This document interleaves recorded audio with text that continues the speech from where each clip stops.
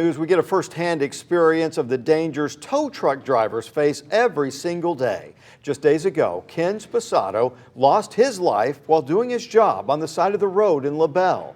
Wink News first brought you this story of how Sposato died on Tuesday. Wink News anchor Annette Montgomery rode along with a driver from A Budget Towing. And Annette, what stood out to you from that ride-along?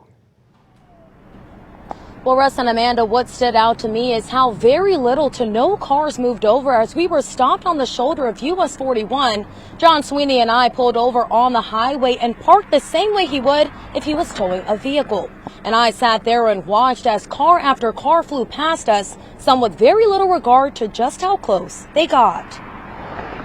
I do get fear on a busy road. Yeah, like when you're on a busy road, and you're about to hook up a car, you're starting to look where the car is and you see where it is and you're like, well, how could I make it safe for myself? When thinking about safety, it's the little things. That's what I learned hopping in the passenger seat next to John Sweeney with A Budget Towing in Fort Myers. I've gotten a lot of close encounters. I've gotten people swerve right at the last minute before they're about to hit me.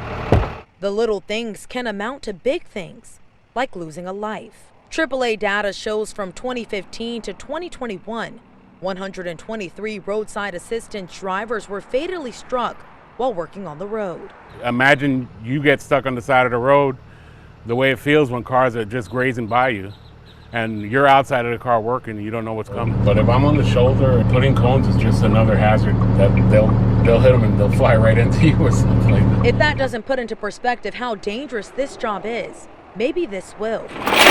Take a look at John performing every single move necessary to get a vehicle on his tow truck. There are a lot of intricate movements, including going under the car to latch the hooks on.